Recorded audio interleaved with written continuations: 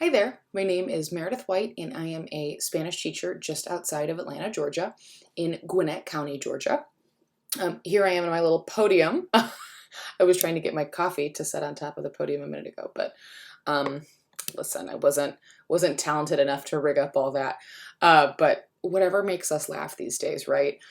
We just finished the most everything school year, right? Busy, unpredictable, back and forth.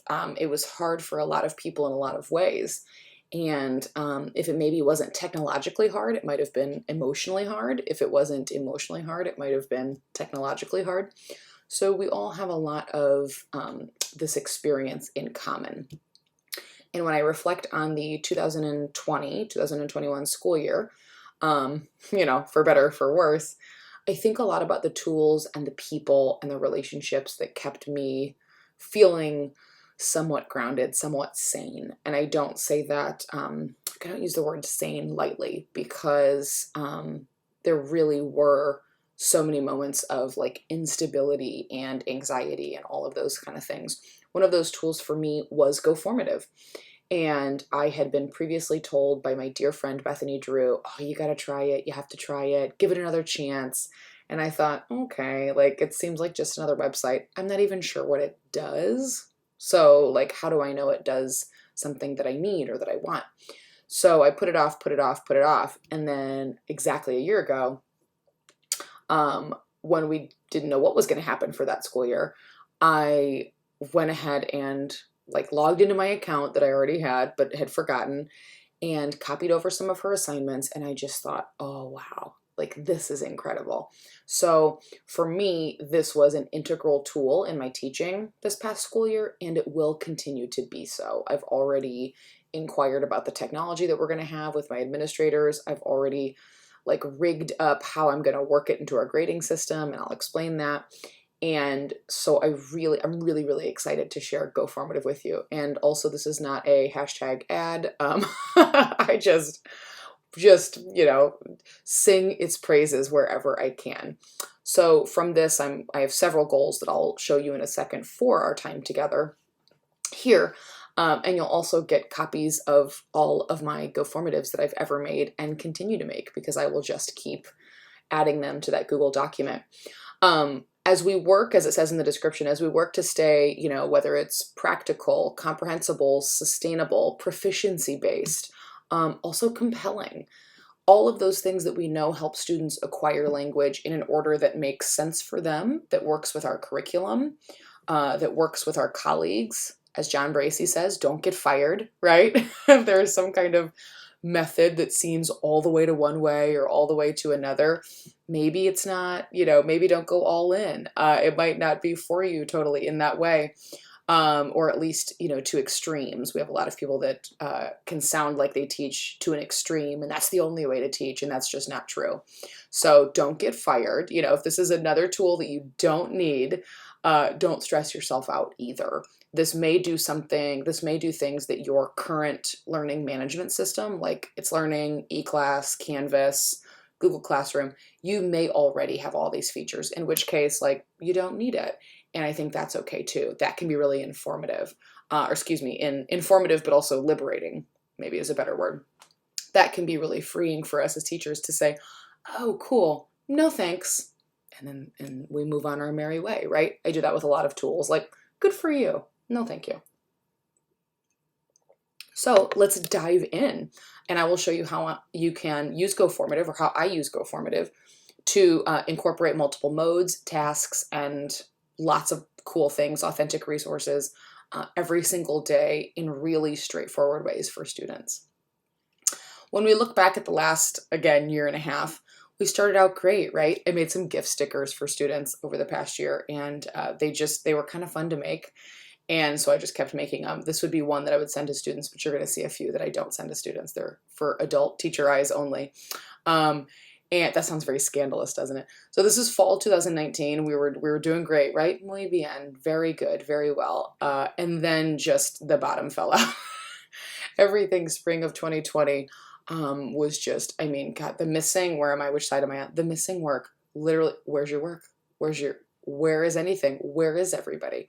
Um, I had students still at the end of this past year still emailing all in the subject line, but they got so much better at email, right? They grew in a lot of ways. But man, some of those emails just all in the subject line or all lowercase, all one sentence. I'm not even sure what the question is. And then and also submitting lots of blank work. Like, hey, did you grade my? No, I didn't. You submitted it blank. I didn't grade that. And there's no name anywhere. It's just your email address, which doesn't have your name.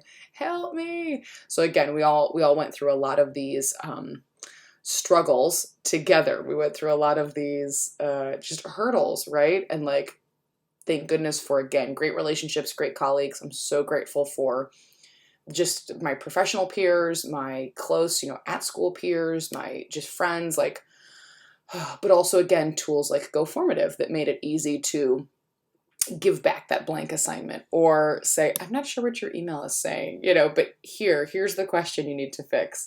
And also put a timestamp on some of that missing work so we can really get to the heart of what's going on. Like, a lot of these things we laugh about as teachers because like they're exhausting, but ultimately a lot of them are conversation starters. Like, how are we starting conversations with kids that say, hey, like, got your 17 emails, still don't have your assignment. Like, let's pinpoint what's really going on. And there was a lot of that this year, right? So for me, like I said, GoFormative was, kind of really helped keep me steady in a sea of all of these issues. Just every day you look away from email or whatever for 2 seconds and suddenly, all of them are there. I also meant to mention at the beginning, at the bottom left-hand corner here, down here where my arrow is, if I can see, yeah, there we go. That little bit.ly, that's where these slides are. So these slides are for you. And any information in the speaker notes are also for you. They are not for me. So anything that you have hyperlinked there, like I said, you've got the link for at the end for all of my GoFormative assignments ever, as well as my website. So any slides that accompanied them, etc., are all there, and basically all of my Spanish one is there, and most of my Spanish too. So if you need another level, you can kind of take them and just model the structure if you like it. If you don't worry about it. And if you teach another language with the same level, you can just change the language and the resources therein. So we've all been on quite the adventure together, right? So zooming right ahead, I've got to put this in the context of my grade book, because we can't just say like, oh, no grades aren't a thing, grades don't exist. Yes, they do. And I teach, like I said, in Gwinnett County, which is a very large district. We have 141 schools, 174,000 students, 20,000 employees, and approximately 1 million residents in my district, which is my county. So that means we do a lot of things on a lot of really large scales. My high school has 3,400 students, and that's really typical in our area. And high schools are fed into by 4 elementary schools and 2 middle schools typically. So 4 elementary schools go into 2 middle schools, feed into 1 high school. So that's kind of our structure. So we have a lot of kids all the time, a lot of teachers, a lot of people to collaborate with, and that means we need to streamline as many things as possible to just as a language department for vertical alignment, horizontal alignment, to really kind of norm the experience as much as possible. I don't mean to say that we like are in lockstep doing the same exact thing every day, all day, but we've got to do some things that are similar enough, because that if we don't, we know how students are, and we know how parents are, and we just people in general. If one language is easier than the other, they're going to take that one. If one language teacher is more accessible or approachable, they're going to take that one. So a lot of these practices can be really great to grow a program. Not doing them can be really devastating for a program. So we have these streamlined grading norms in all languages at all levels in our school, so that we don't have those conversations like, wow, nobody takes Chinese because all they have is homework and quizzes, or nobody takes Spanish because all they have is tests. We literally can't do that in our department, and that would have consequences. The same way you can't not collaborate in my department. We have a really healthy, rich, robust culture of collaboration, and thanks to my department chair, who's incredible, at fostering like those relationships and those expectations, that's just not a possibility. You can't be in our department and not share, not be transparent, and not get on board with what we're doing, and not like in a cult way, like our way or the highway, but like moving our very successful program forward. So I'm really, really lucky. These are our grading norms, therefore, across languages and across levels. For each unit, we have basically 3 little grades, 2 medium grades, and 1 big grade. You could do that. I've seen people do the standards based and just keep those same percentages and do like, whatever mode you might be prioritizing. So you might say 45% interpretive, 25% performance, and then 10% like study habits or classwork still. And that's like them turning in stuff and working towards their goals, goal setting. You can massage these, what they're called, any way you want. But this is a really nice breakdown because it does give a little bit more importance to some assignments, and it means a couple of things. Students can't do like a mountain of assignments a day before their report card comes out, and their grade doesn't change. How many times have we been in that situation? A student does like 6 or 7, assignments, and their grade doesn't go anywhere, or it goes down. Like it goes like a point down, and you're like, whoa, never mind. I'll put the zeros back in. Sorry. Sorry, Timmy. Don't know what happened, but whatever.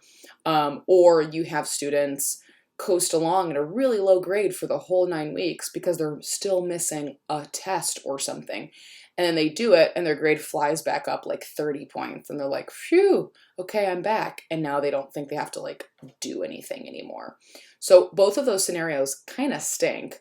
And so this breakdown of percentages is really nice, the 10, 25, 45, because they can't just do nothing. And also, like, nothing makes or breaks them, really.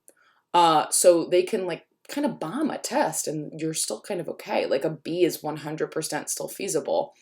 Or you can miss a couple of classworks, or, again, like, not do great or do very well, on quizzes or whatever. And it's not going to, like, it's not going to put you out of proportion. So all of a sudden you don't have like 100, but you got a 65 on a test. But because all your quizzes you do well, your grade's okay. I mean, yes, but just nothing's blown out of proportion. They feel really evenly distributed. And then we have performance finals and interpretive final exams. That's a whole different session on how I feel about that. But that's how our grade breaks down. So you'll see that these add up to 80, as it says here. And then you've got this other 20% here that is their final exams. So from the 80%, my GoFormative assignments are 10%, which doesn't feel like a lot. However, it is also kind of a daily check-in. It's part of the communication with parents. I use them for like my entire classwork experience, basically, more or less. So with this breakdown and knowing that all of our classworks are in GoFormative, what I can do in the name of transparency then is I can go ahead and at the beginning of a unit or a quarter, which for us is 9 weeks, as it is for most people, I can go ahead and plug in the grade book. So I can say Unit 1, Classwork 1, Unit 1, Quiz 1. Like that's going to be in the same week. That's a Thursday, Friday kind of deal. Then next week we have Classwork 2, Quiz 2. And then the next week we have Classwork 3, and then the test. So we do 3 weeks per unit, which means in one 9-week period, we have 3 units. So I can go ahead and plug in this whole like left to right scheme here for the whole quarter, really. I can plug in all of our 9 weeks grades, and now their grade book is functioning like a calendar because we can fill out the calendar. I love Google Calendar. We can fill that out until the cows come home. But before this year, some of my students were checking it, but many were not. So I can either like realize that and just get real with myself, or keep trying to like make it happen. And I'd rather do the former. I think, what are they really checking? Because we know they check their grades because they come up with their phone in their hand like, you haven't changed my quiz grade. My test still says, you just handed me your paper. Like, why would I have had that graded by now? So we know how kids are, right? They are checking their grades. And in many cases, so are the parents. We've also got to be really careful about that narrative of like which family members don't care, or like who we think care. Oh, they don't care. They never check their grades. That's not true. And same with the family members. oh, parents don't care. Our parents never check grade. That's not true. It's just not true. I will challenge anybody who thinks that. And I get the place of frustration where that comes from, but what we end up doing is pigeonholing groups because our biases come into play. And now we're kind of like, I don't know, grouping people in categories of like who cares and who doesn't care. And that's a really slippery, dangerous slope. So I know, despite or along with the varying degrees of visible participation that I see from my parents and students, I know they're checking grades because they inquire about them. And even if they don't, you can see their login. So for me, treating the grade book like a mini calendar is just win, win, win, win, win, win, win. Everybody wins because it shows them that I have my like pupu kaka together, that I'm organized, that I have, named it, sort of like your budget, right? Name every dollar. It's the same thing. Like I have named every important thing that we're going to do. And not only do I have a name for it, but I can tell you how much it's worth and when we're going to do it. So like a good university syllabus, it's like starting off the semester and saying, okay, here are your assignments. Here's when the papers are due. Here's when we're going to do X, Y, and Z. And that can be really, really effective and really powerful. I'm a strong believer that the best form of advocacy really is just a strong lesson plan and a great classroom. And the more transparent we can be with students and with parents and with coworkers, because this means that my colleagues and I all have to be on the same page, right? They can't take Spanish 1 from one of the 5 of us and say, oh yeah, Miss White's like already got all of the grades put in and someone else is like struggling to figure out what to grade. We've all been there. We have to be on the same page. So just as a team, we go ahead and plug these in at the beginning of the 9 weeks, check. And now when they have friends in other classes, because we know they talk, students talk, right? We know they talk to each other. It's the same message. And now we're evening out that biased playing field a little bit. So they're not saying, oh, get so-and-so. She's really easy. Get so-and-so. She's really this or he's really this. They're going to do that anyway with our personalities. So when it comes down to the learning itself, we want to be as streamlined as possible. So I'll give you just another sec to look at that. This was my spring. We do a level, and we do an entire level in one semester. So this was my January Spanish 2, because I just met them. So January like 5th or 6th is like the first day of school again. What a time to be alive. It's always an adventure. All new students, like brand new students, all brand new classes right after New Year's. Woo, Happy New Year. You're barely done singing Auld Lang Syne and like, there it is. So that makes for a pretty rushed time of year, honestly.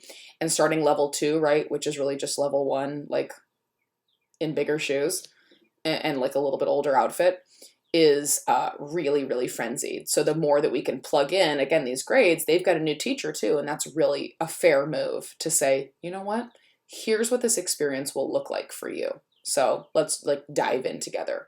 So these classworks for me are all GoFormative. And I'll say that again. My classworks are all entirely based out of GoFormative. I'm not taking up like a worksheet or whatever. We might do part of that, but we're going to come back to GoFormative and follow up with those questions. So you'll see why.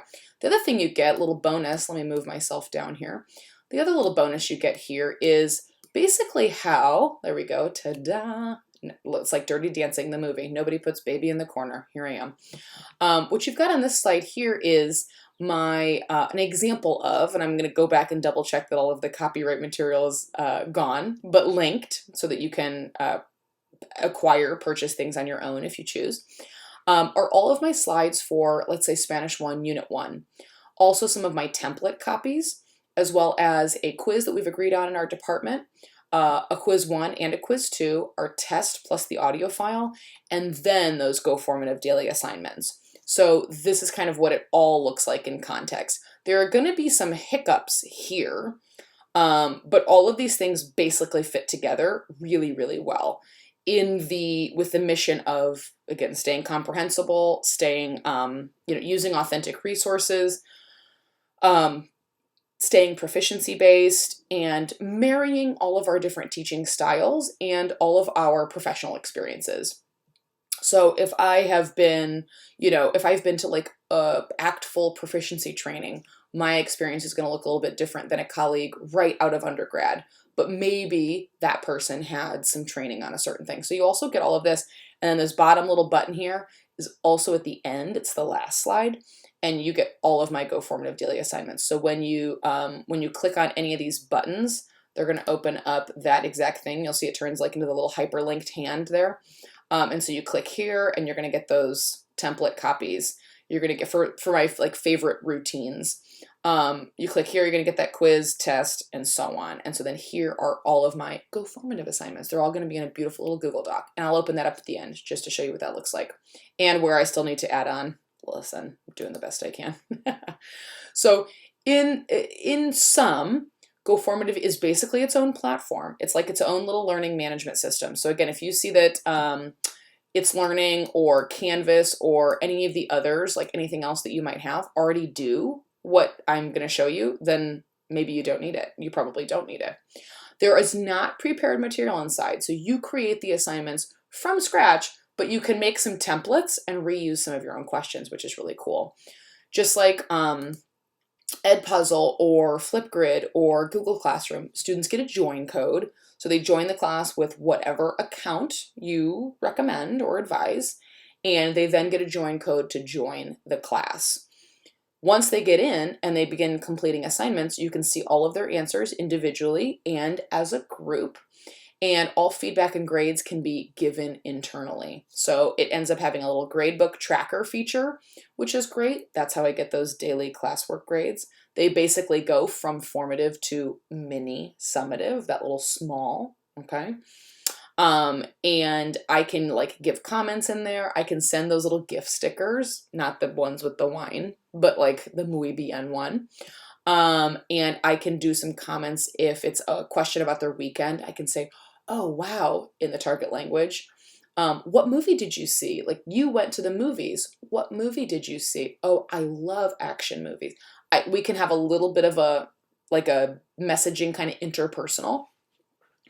And you can also embed or link pretty much anything or everything that you already have. So if there's a document that you already love, or a great authentic resource, a link or a picture, you can use that.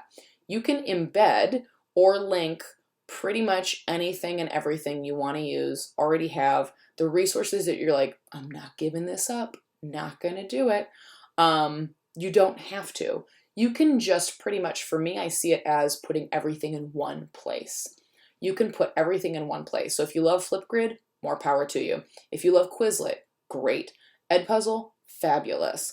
A PDF with a really cool activity, awesome. You can literally put them all in one long running activity for your students. So your students aren't opening up a separate document, a Flipgrid link, an Edpuzzle link, because we all know the fewer the clicks, the higher the engagement. I'm sorry, that is like my biggest takeaway from this year is the less they have to click around, the more they're going to do.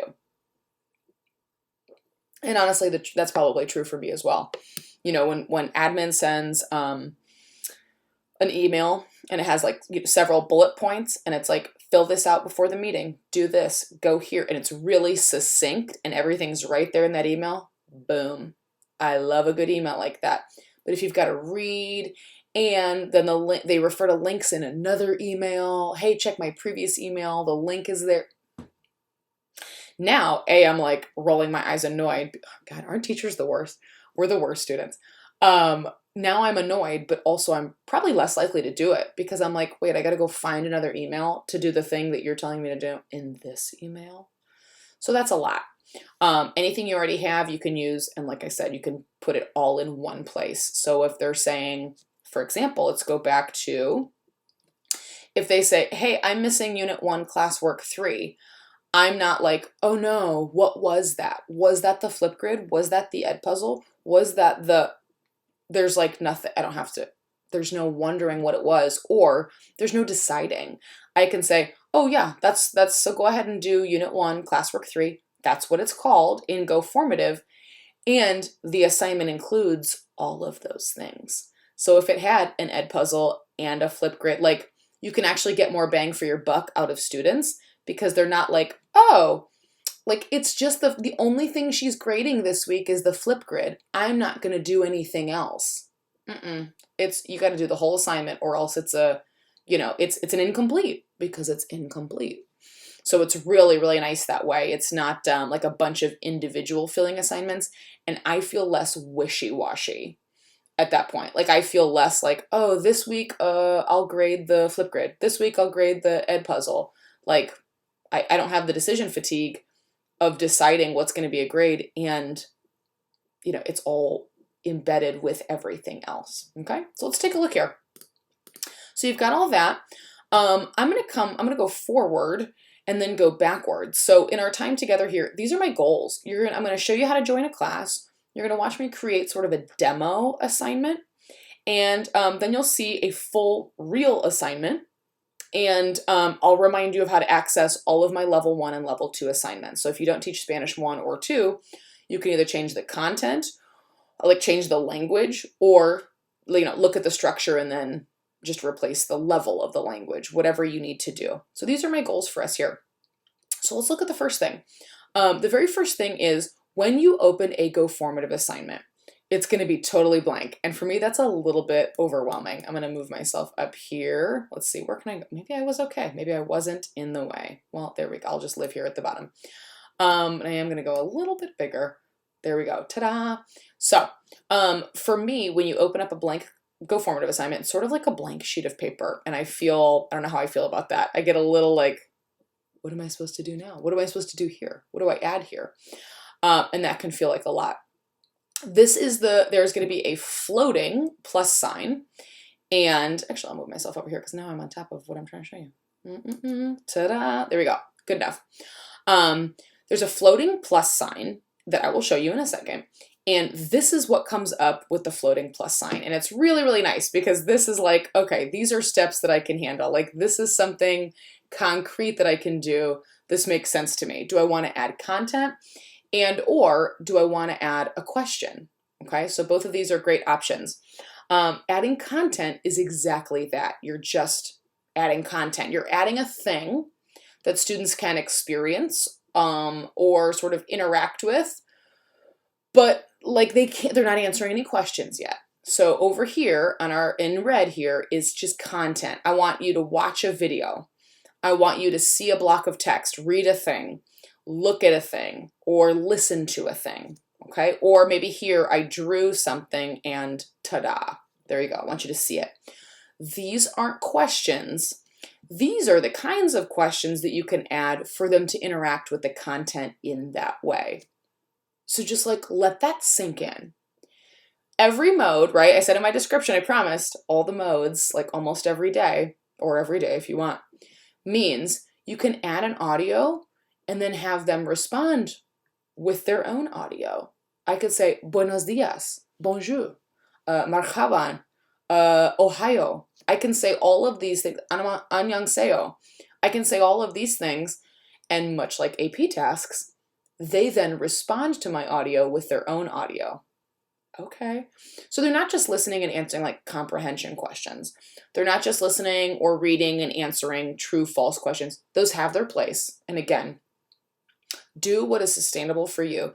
If you're like me, for 3 years in a row, I had over 200 students in high school. Usually we hear elementary teachers talk like that, right? I have 400 students, things like that.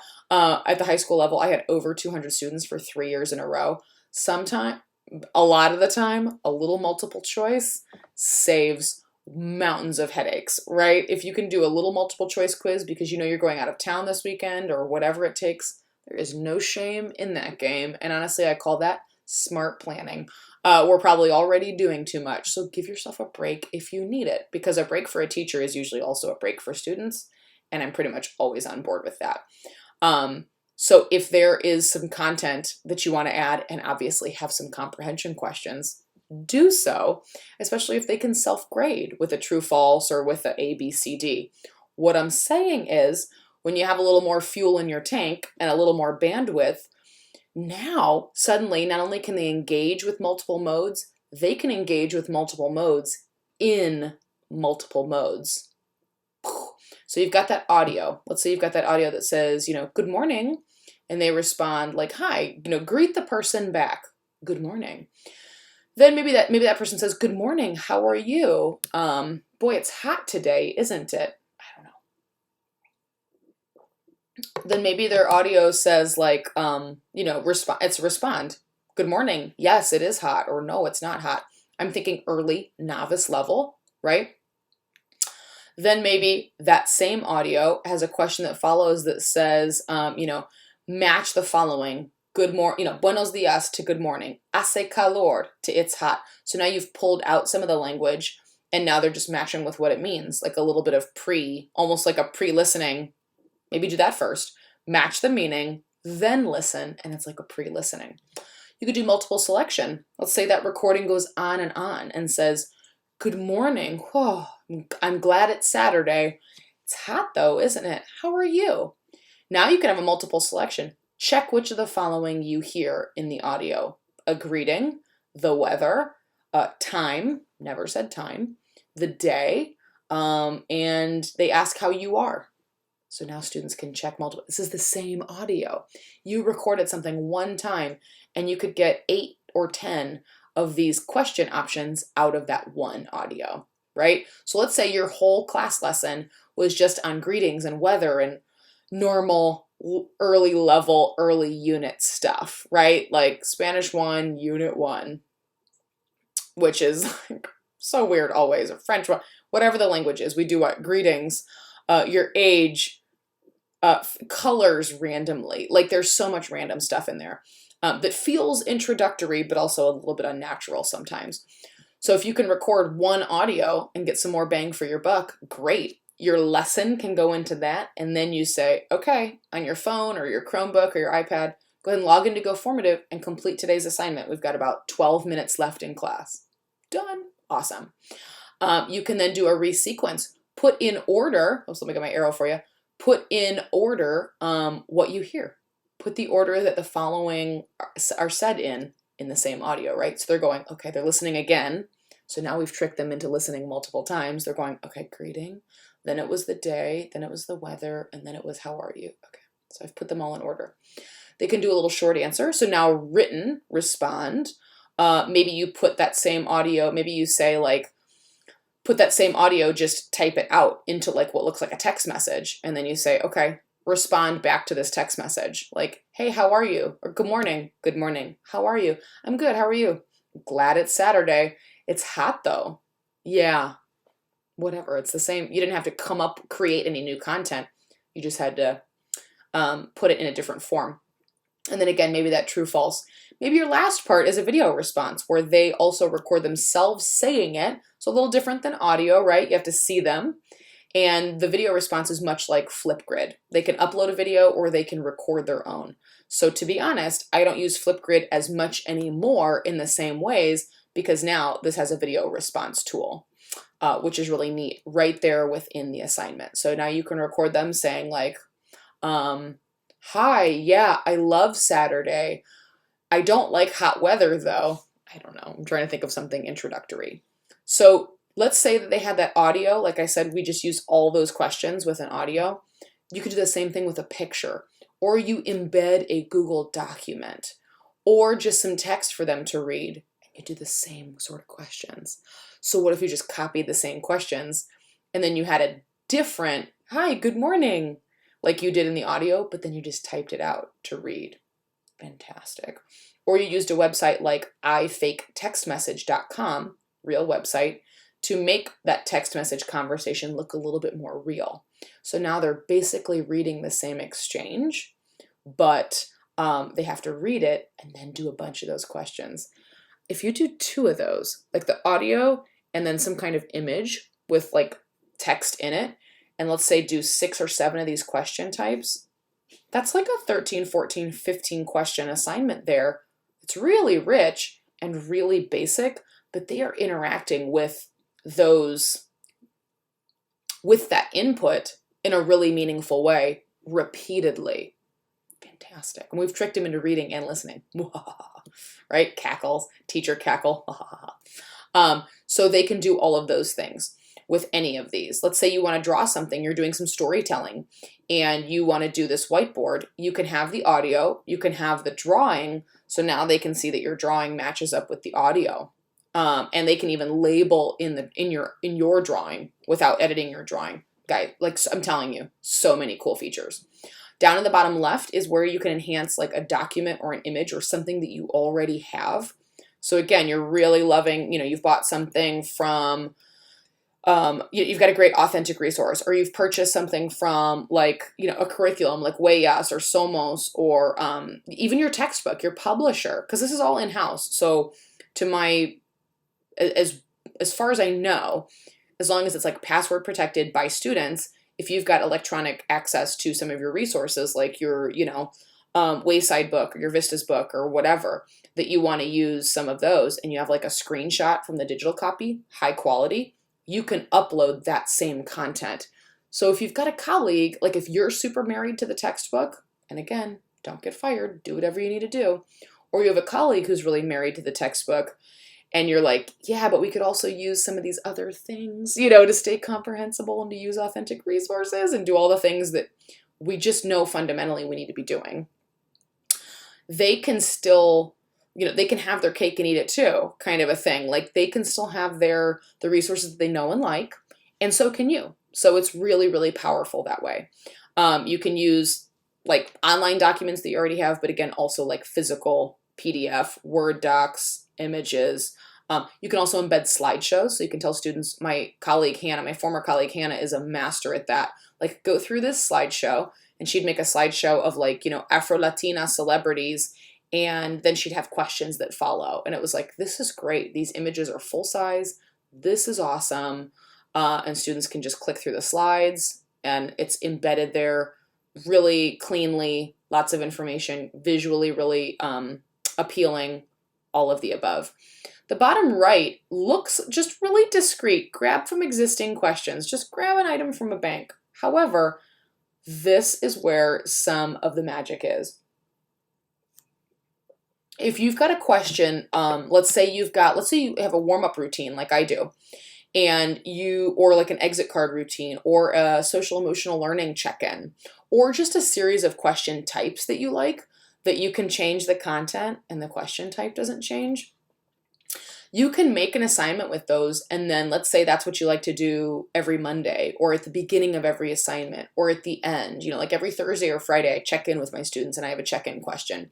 Once you've made that question or that like assignment once, you can search in the assignments you already have. So you can just make like a template for something, and every time, excuse me, you want to add that kind of a question, you just go to template and you rock and roll from there. And so you can just go, boop, yep, copy that one over, copy that one over, copy that one over. And GoFormative itself, their website, if you scroll all the way down, they've got great how-to videos on their blog of like how to do certain things. And they're really, really helpful. So it's fantastic. So once you've got an assignment that you like, once you've made a few, if you're like, I kind of like that structure, I'm just going to keep doing that. Or within a unit, if you've linked your Quizlet sets, your like unit playlist on YouTube, if that's a thing, and so on and so forth, well then ta-da, you want to keep using those links, and you don't want to have to find the links, copy paste every time. Just keep copying the question or the content that has those links in them. It's really, really cool. So I'm going to reiterate here. These are our goals for our time together. And where'd they go? I got click happy there. And so let's dive in. Let's dive in right into GoFormative. I'm going to move so you can see me here. And I'm going to move down here. Boop. Looks like my shoulder's like on fire. It's my green screen. And then I'm going to bring this down a little bit. Okay. So here is GoFormative itself. Once you get an account, and I just log in with my Google, with my personal Google. Once you get an account and you're in GoFormative, this is what it looks like. So this is, I'm going to move this over here a little bit, so hopefully we'll lose that shoulder on fire look. As great as it is, it's a little bit distracting. Oh well, no, we're just stuck with it. Oh well. So this is what it looks like. If I say new formative, it's going to be like 200 and something, I think. It's going to say new GoFormative 276. Well, now you know how many I've made total. And a lot of them, it's like, oh, delete, never mind, hate that.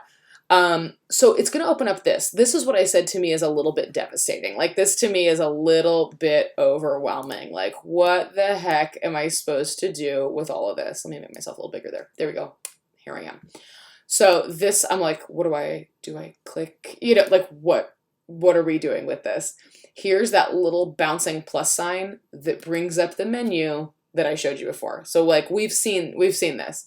You've got red content type, blue question type to interact with said content, searching from existing questions that you already have, and then the yellow is enhancing a resource that you already have. Enhancing meaning adding these question types to like that PDF or that Google Doc, and they're all going to interact in the same place. So let's say I want to do the example that I gave, right? Let's say I want to make an audio and I want it to do exactly as I said. Good morning. I'm going to do it in English just so we all have a common language here. Let's just do like an early on unit. Okay. So like an introductory kind of novice thing. I'm going to click audio and here's my option to record. You'll probably get an option up here somewhere to like give it access to your microphone. So you allow, of course, and I'm going to click record audio.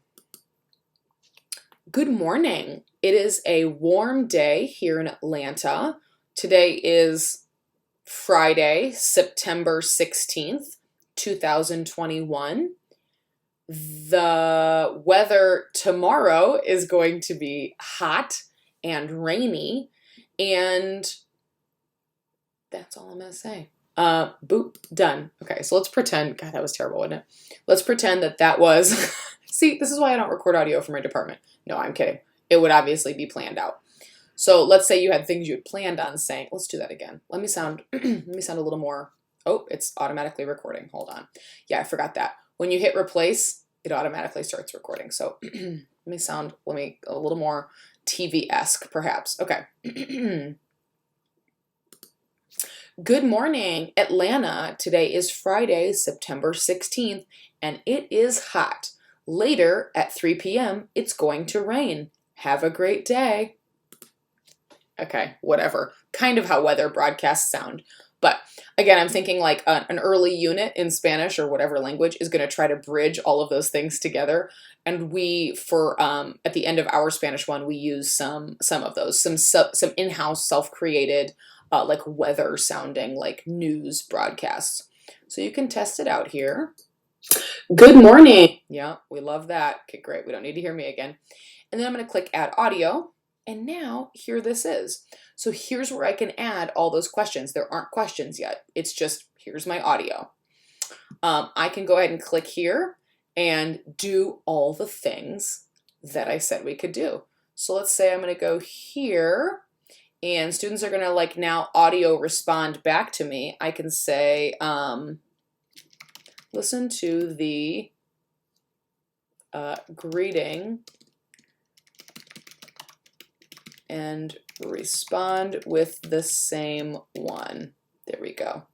Whatever. So they're going to go back and say like, good morning, again in the target language, let's pretend. We can add another question here. Look at this beauty too. You can add another question type, and it's going to keep the audio right here in front of students' faces. So they can just keep listening. They don't have to keep scrolling up and down. Beautiful thing.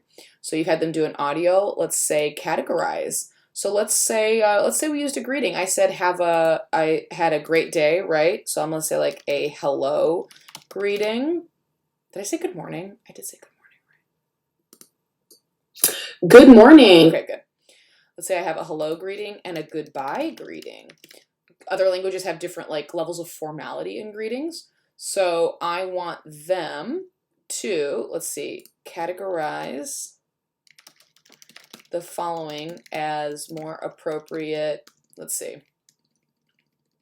Categorize the following as appropriate for a hello or a, whoops, not a hell. Speaking of last school year. Appropriate, just kidding. Appropriate for a hello or a goodbye. So what did I say? I said good morning. Pretend that these are in the target language. And I said, have a great day. Is that what I said at the end? Geesh. I should probably remember this. It was only 11 seconds long. Atlanta today. Have a great day. Have a great day. God, how polite. Okay. So now what they do is they end up dragging these down. So I'm going to set the key here. I want them to say, have a great day. That's right, right? Have a great day is like more of a goodbye. Yeah, you don't like walk up to somebody and say, have a great day. No. Okay. Yeah. So I'm like figuring out, like, I think I'm going to use some of these questions in Spanish. Like, do these make sense now? Because I'm going to take my own assignment later and just put it in Spanish. So, okay, I'm going to allow partial. So if they get one of them right, so they could drag one to both categories, which sometimes you want, right? Things can apply. And then I'll randomize the order so that they're, not necessarily. So, I mean, it makes it a little bit harder for them to share information with each other, right? And just say, oh yeah, the first one, they're already in order or whatever. Notice how I scroll down, the audio stays there, and I can add another question type. I mean, we're rocking and rolling. Let's see, matching. I can say, match. And then maybe I expand a little bit. Like, I'll put these in Spanish because otherwise they will not make sense. So like, buenos dias, I can actually just make them say, like, match it up to good morning. I can say adios, and they have to match it up to goodbye. I didn't say adios, but like I need them to know it. It's pretty universal. I could say let's see. Okay, oh, for crying out loud. GoFormative, sorry. I hit like 3 keys at once, and my computer really confused GoFormative. Have a great, oops, this is English. Que tengas un buen día. Have a great day. And so on. So they can match all of these, and if they get one of them right, I do want to allow them partial credit. Let's just keep going. So we can add, that was a categorize. Now we can add a, that was matching. We can add a multiple choice. Let's say the weather report, I'm giving myself a lot of credit there, starts with good afternoon. True or false? I'm going to say false because I started with good morning. Okay. You could do as many of those as you wanted. We're just going to randomize the order for funsies. And then how about a multiple selection, like I had mentioned? So like, which of the following does the weather report include? So I said it included a greeting, a goodbye. Well, that might be a little bit tricky because they might be listening for like adios. That's up to you. Date, weather. What else did I mention? Day of the week. Let's see. Date, the number. Whoops, not money.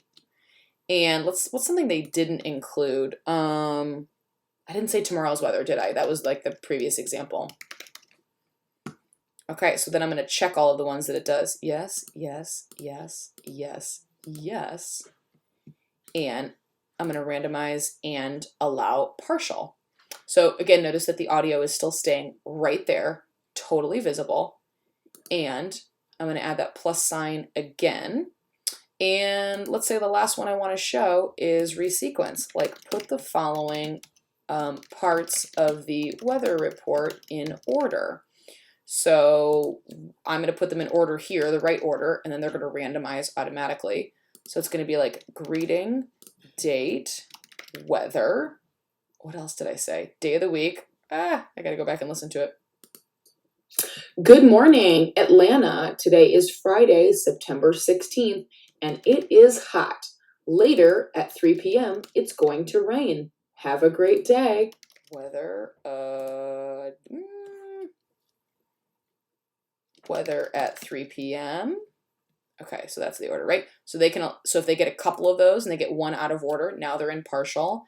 And then I'm going to reiterate, have a great day. There we go. So that's the order they should be in. I can also click this little plus sign here and add like a picture or something. I can add a file, something, or a link to help them. Fascinating, right? Maybe I add like a greeting. Maybe I say like, good morning. And then here in the city, I say like Atlanta.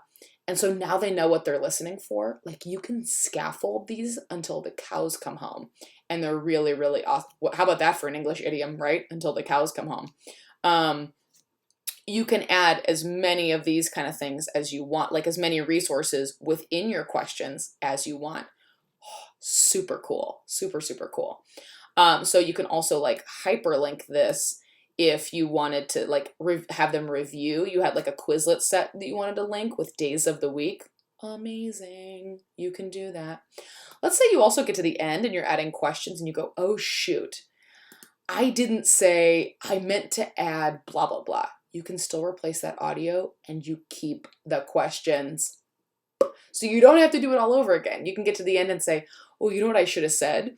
Today in, Savannah, like another city, blah, blah, blah, blah, blah.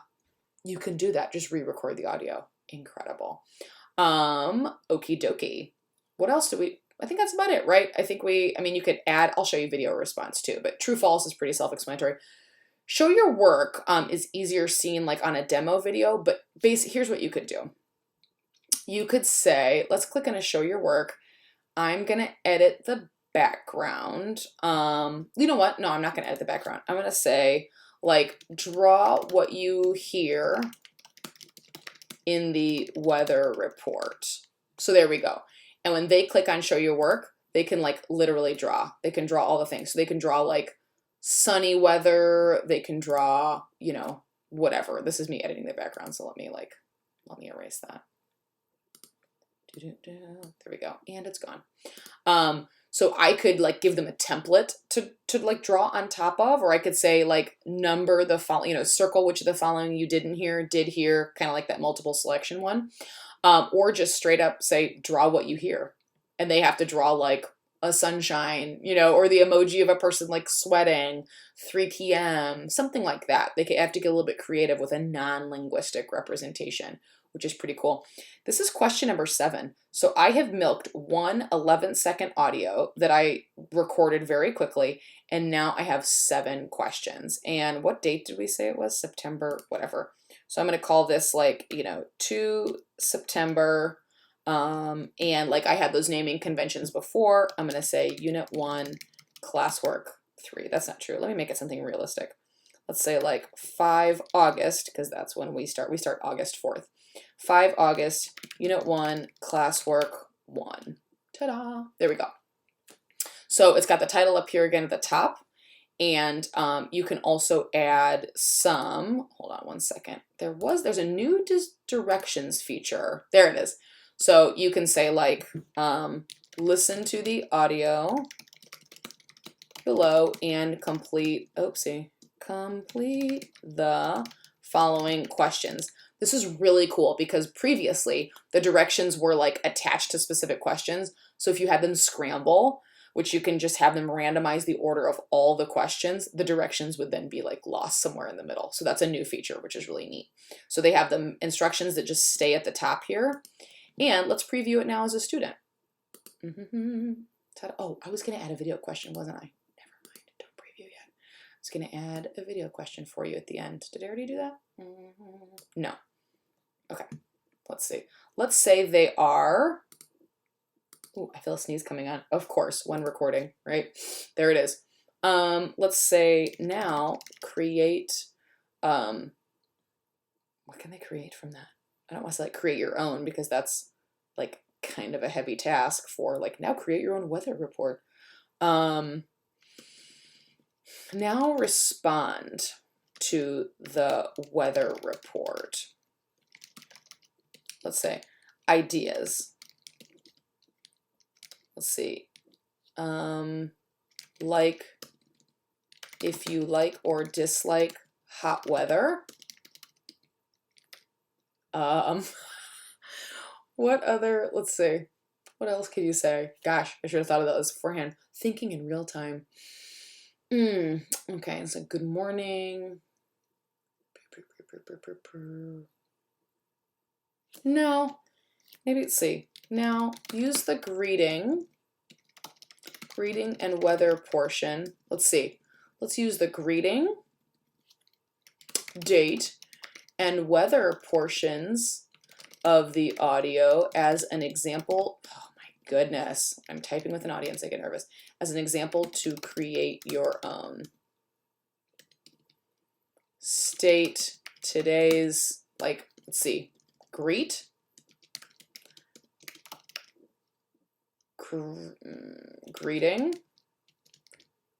I was gonna say greet me, like greet Senora. I don't know. That feels really selfish, but I'm the only one watching them. State today's day. Oops. State today's date and tell today's weather. It's not too bad, right? It's like just the 4 pieces, and then say goodbye. Sounds really true. Okay, so when I hit student preview and this little eyeball up here, gosh, I hope this isn't super ugly. It's going to give you 3 options. You can see what it's going to look like for a student on a cell phone. Excuse me, got the hiccups now. Gosh, it's like my body knows I'm recording, and it's like, would you like anything else to happen? Would you like to type poorly? Your fingers won't work. You're going to get the hiccups. You're welcome. So you can see what it looks like for students on a phone, on an iPad, like a tablet, or a laptop. I'm going to go laptop because it's a little bit wider. So here's what it looks like for students. They can tell right away that there are 8 questions, who it's assigned to, because I haven't assigned it to a class, and they can see everything. So notice how when they scroll, the audio doesn't go anywhere. You also can see, like, when you do matching and when they take up a big space, that students like do actually, let me move myself over here, ta-da, but this way, that students actually like get less room. So let's say you had like 5 or 6 of these here in these matching. I don't recommend that. I don't recommend more than like 3 or 4, honestly, because once you get, I'd say more than 5, no more than 5, because once you get about 5, it's really hard for them to scroll and like keep matching. So they can either like click here and match it up, or they can just physically drag it, and that's fine too. So you got buenos dias, good morning, adios, goodbye, que tengas un buen día. Same thing, false, which of the following does it include? They can check these off, and you get the idea, right? For the ordering, they're just gonna slide these bad boys in here. So it said like greeting. I can't actually remember the order I said stuff in. Day of the week. You know, this is the same thing. For the reordering, really more than like 5 or 6, and then it's kind of hard for them to scroll. I think I said the weather at some point at the beginning, weather at 3 p.m. Oh, you know, oh geez, see, you're seeing exactly how they can get frustrated. So when you have more, or if your mouse is being a little bit dysfunctional, I'm going to look on this screen instead. Okay, and I'm still doing it. Get it together, computer. Okay, so it's going to take that down. I say the city really early on. So it's like greeting, city, day of the week, weather, and then have a great day, right? It's like making your own answer key afterwards. You're like, what was my intention? Greeting, city, day of the week, weather. That seems like it. Anyway, here's where they get the drawing. And then here's where they record their video response, and here's what it looks like. They can either upload one, do their own screencast like I'm doing right now, record the video right in there, and add it directly in. So basically like Flipgrid. At the bottom, it's going to tell them how many questions they've answered, which is nice because it reminds them like, hey, you skipped 4 of them, okay? So I can go back up and, you know, it tells me right here, I didn't do 1, 2, 7, or 8. I don't care. I do what I want, lady. I'm not doing it. Okay, let's say just for whatever reason I'm feeling that kind of way. Submit, it's going to remind me, and then they hit submit. Ta-da! And because I have the settings as no longer editable, they realize that when they click submit, if they were just trying to see their grade and like see the answers, if I've released that to them, they cannot. So they've only screwed themselves over. I hope that doesn't sound harsh, but you know, if you skip half the questions and you're trying to like, you know, rig up the system, sorry, now you can't even edit it. So now, again, like I said at the beginning, now it's a conversation starter. Now I have questions. What you saw was those settings, like editable. So when I'm assigning this, this was for another conference in the cloud. We had a little fun with GoFormative. Let's say I'm going to be an example class here. So when I give it to, you know, when I assign it to these students, I can also click adjust settings here. And this is where I can decide like if I want them to be able to edit it after they officially click submit. When I want them to see their scores, maybe after they click submit, and I don't want to allow edits. So they can still see it, but they can't edit it. And then maybe once it's closed, this is usually my favorite. Keep it visible, no edits afterwards, necessarily, because some will click through and just click submit to see their score, and then that might be okay. But they can see their score after they click submit. And if I want to keep it editable, I can do that, so they can see their score and go, ooh, oops. but they can't see the correct answers. So I don't give the answers back until it's closed. And usually for me, it's 9 p.m. that same day. So you have a chance to go home and, like homework, like finish anything you didn't get to in class. But my intention wasn't to give you homework. It just worked out that way. And then you can choose if all the questions, if you don't have like an intentional order that you want the questions to go in, maybe it's just a big review or a bunch of study materials, you can go ahead and just randomize all the questions. At the top, you can choose teacher paced, which is really interesting. And you've got I'm going to go ahead and hit assign because this is brand spanking new.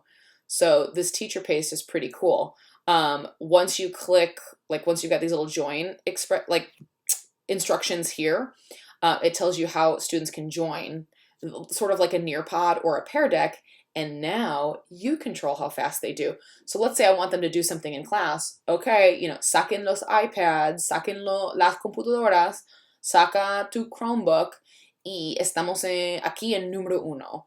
And I want them to go number 1. Take out your device and let's go number 1, number 2, number 3, like a Nearpod, like a Pear Deck. And then maybe I say, okay, now we have 10 minutes left in class. I turn off the teacher paced and they can do the rest at their own pace. So if I click start example, this is a brand new feature. When I say brand new, I'm talking like a week ago. So we can do start and here come the instructions. So this is really cool. So now they're in their device, all they can see is question number 1, which is really cool. So if you don't have like a language lab, I have a language lab in my classroom. So I can say we can listen to the audio all together. But if I want us to listen to the audio all together and I don't have a lab, I can say, okay, go ahead and click. And like a Nearpod or like a Pear Deck, they can listen to the audio right there. I can say, next question. So now they have the audio and they can answer the following questions about this because it's one audio piece. Okay. So it's going to put questions 2 through 7 all together. And then I might say submit, grading empty response. Okay, whatever. This is my little example response here. And I can say session has ended. Okay, let me do a start example just for funsies again. And I want to click on end session. Oh, it is already ended. That's right, because I'm in preview and example mode. Anyway, so you kind of can play around with that with your students, and it's really nice. If you don't want them to get ahead of you in the class period, because we know our students get ahead of you in the class period, you've put it together really intentionally, and you're going to be like, we're going to play a game with manipulatives, and then I'm going to give you input and tell you a story. We're going to act out the story and do some whiteboard drawing. Then I want you to come back to GoFormative. If they can get ahead of you, they're like, oh, I already did it. And they go back to their phone on TikTok. I'm just being honest, right? So the teacher pace is really, really nice. We are all on number 1 right now. Now we're on number 2. Now do 3 through 8 on your own.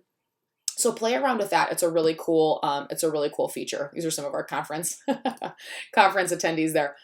And you can also hide names, so you can display student examples. There's no name attached. And when you go into view responses, this is how you can see the totals or the individual responses, which is really cool. So obviously there aren't any responses, but all of your student answers would populate here. And you can see which ones they got right, which ones they got wrong, what they put, and you can also see them working in real time. So if you've got your teacher computer right here, up in your face, and you want to be following along like you would a Nearpod or a Pear Deck, ta-da, you can do that. You can say, oop, Timmy, Jimmy, still waiting on you guys. You getting logged in okay? Okay, great. Oh, Marcus, I love your drawing. This is fantastic. Oh, awesome. Oh my gosh, Umi, awesome job. Da-da-da-da-da. And you can highlight kids like you would, but you can see them working and everything's at their fingertips, right? Students are waiting on us to do less. I'm coming from a place where my reference point is having humongous classes all the time, always huge classes, lots of kids. And so if I can get my 35 kids plus on the same page, literally at the same time, and they're not waiting on me, and I can give them feedback and see their work without running around the room like a chicken with its head cut off, that's a beautiful thing. Okay, so the more things that I can do and be kind of omniscient, I'm kind of on the ceiling and I can see all of their work, the more I can do like that, the more I like to. So here is this individual assignment responses and then all of their individual responses by question. Now, if I click up here, you'll see I'll go back here to my assignments and here's that tracker gradebook. So if I want to see how everyone's done on all of the assignments, let's do example. I guess we'll do that those conference teachers, right? So these are their scores. I didn't give them nearly enough time on 2 different assignments, on a demo assignment, but also an example assignment. So here's how they did. And this far left column here is their average. Let's go back to those grading examples. During the pandemic, so when we first got out, right, for COVID, I was taking their highest grade from the whole week. So we had a GoFormative on Monday, one on Tuesday, one on Wednesday, one on Thursday, and then Fridays were for quizzes and tests only. And their classwork grade, that, let's see where we go here, that small, let's say as an example here, ta-da, that classwork like 3 or 2 or 1 was the highest from the whole week because not all my students had a device, not all my students had peace and quiet, all of the issues that we've all been talking about for a year, or we should be. There were so many different entry points and so many different levels of accessibility from like all of it to none of it that it was really hard for me to, in the like my heart of hearts and in my conscience, to make every kid accountable for every minute of every day of every class period. I couldn't do that and kind of look at myself in the mirror and know that I've done the most fair, equitable thing for my students or for myself, because that's a lot during a global pandemic. So I was taking the highest from their assignments from the week, and that worked out beautifully. They knew what was coming. They knew what was happening. They knew what their grade was going to be. And if they had limited access or they wanted to get ahead or catch up, they could do all of that. After things settled down and we knew more about their circumstances, and then from like following years from now on, I still have to use this grade scheme. That's not going anywhere. And instead of individual assignments, I'm now take their average. So for example, let's pretend like this is Monday, Tuesday. Let's pretend like there are 2 or 3 other assignments over here. Thursday, Friday, like right here. So let's say this is like Monday, Tuesday, Wednesday, Thursday. Those assignments would show up, and this here would be their average for like Monday through Thursday or Monday through Friday. So I could isolate the dates, show myself certain assignments, and then take their average. So like, oh, Alana, what the heck happened? Again, these are adults. These are teacher names. What the heck happened? And I can say 51 for this week because maybe she did the 100, she did the 43, and then she did 2 zeros. So it would actually be out of 4, maybe 3 zeros, Monday, Tuesday, Wednesday, Thursday, Friday. So let's say she only did 2 assignments this week in class for like the electronic follow-up portion. And so Wednesday, Thursday, Friday are zeros. This would be more like a 15 or a 20. And so if her classwork grade for the whole week is a 20 from 4 or 5 assignments, that's a conversation starter. I can open up access to these assignments for her again, and I can open up access for only her. So that's pretty cool. She can also, throughout the week, let's say I keep editing turned on, she can go back and edit so that by Friday, she caught up on what she missed, or I gave her feedback and she fixed it. Oh, amazing. Within those individual questions, I can respond to certain answers. So when I go here and I go view response, I can say, hey, make sure you include, let's see, make sure you include, let's say, you know what, it was an audio, wasn't it? The first one was an audio. Yeah, respond with the same one.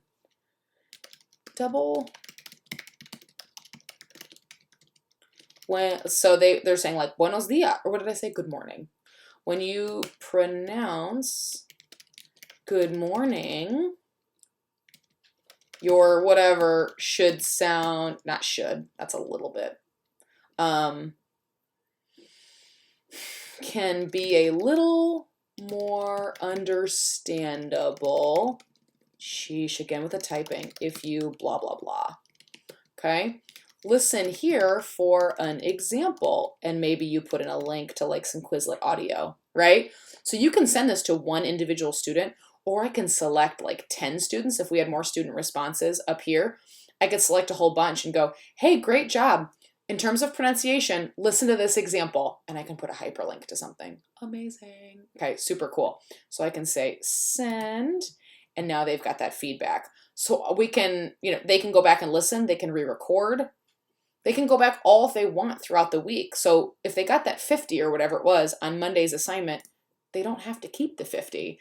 Whatever your terms are that you define, they can go back and edit their own work, take a re-listen, go back and listen to your example, see what happened, etc. And that's how you can figure out how you want to assign it. Do you want them to see answers right away? Do you want them to be able to edit their answers? Do you want them to be able to see like what it should have been, etc.? Or you could just hide the assignment completely. But I don't see a lot of merit in that, I suppose. And then once you've got the assignments, you can then put them in some folders.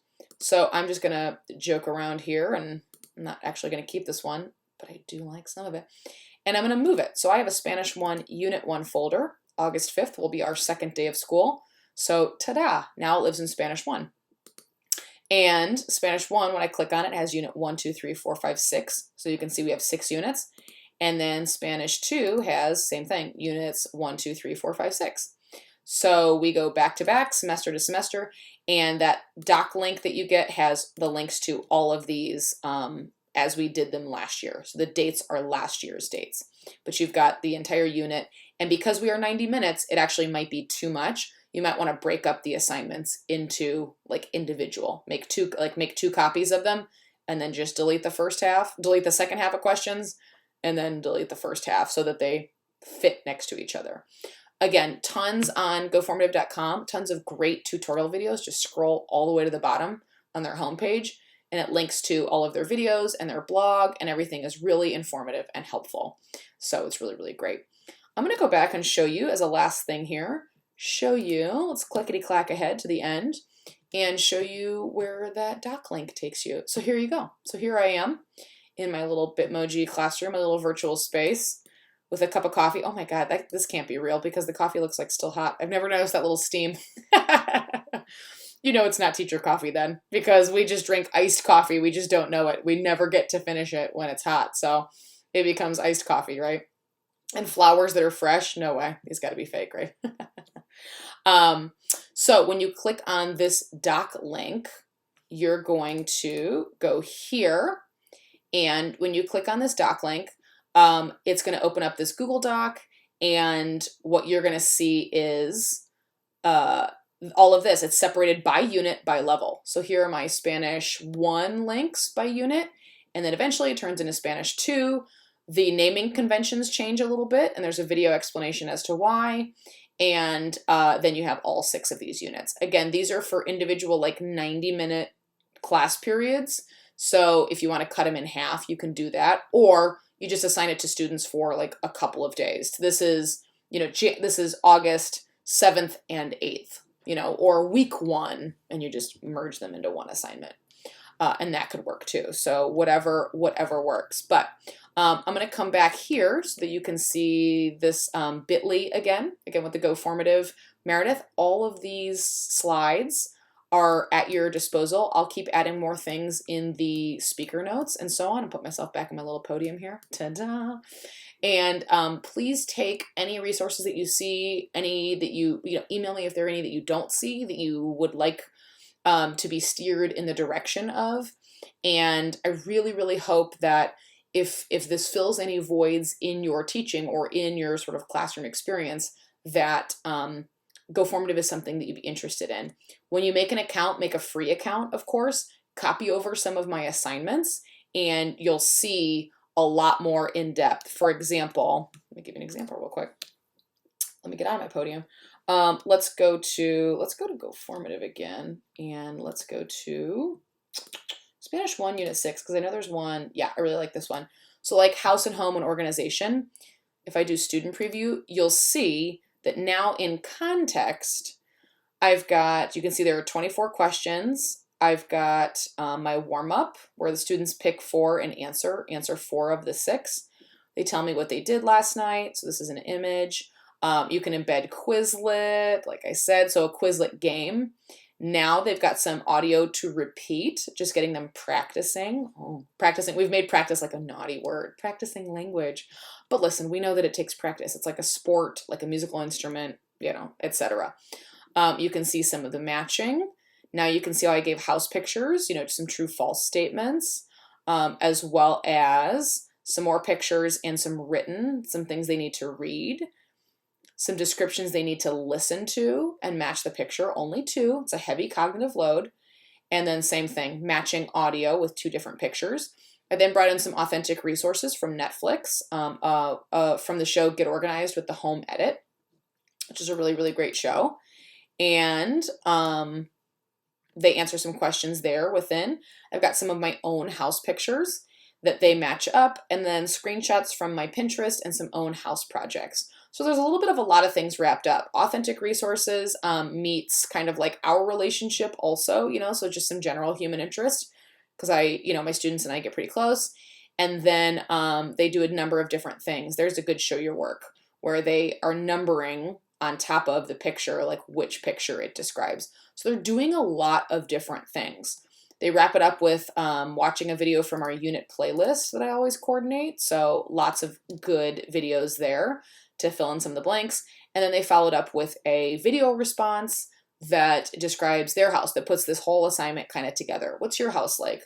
Are you organized, disorganized? Is there a method to your organization, like the home edit? And what's in your ideal house? Like, what do you wish you had, without saying what do you wish you had? Or what do you want when you're an adult in the future? What kind of living space? And they record a video response. The very last thing is we check in. How are you doing? Can you understand and express some simple house and living descriptions? How is that going? And that's all tied back to our unit can-dos. So this is one long assignment that you could break up or you could use as is, but you have access to at that Google Doc link. So I really, really hope this has been useful. Please refer back to it. You've got access to the recording. So if I moved quickly or slowly and you want to rewatch or scoot ahead or do whatever you need to do, you have this at your disposal. And my website is also in the speaker notes of this first slide. So if there's anything else you need, please don't hesitate to let me know. And I'm excited for you to hopefully experience the magic of GoFormative. But if you already have things that do it, do not feel that teacher pressure to try to do all the things or try to incorporate all the things. Our learning management system doesn't do a lot of these things very well, very comprehensively. So for me, it is the only tool I use for classwork that marries all of the other tools. Okay, so happy conferencing, and let me know if there's anything else you need.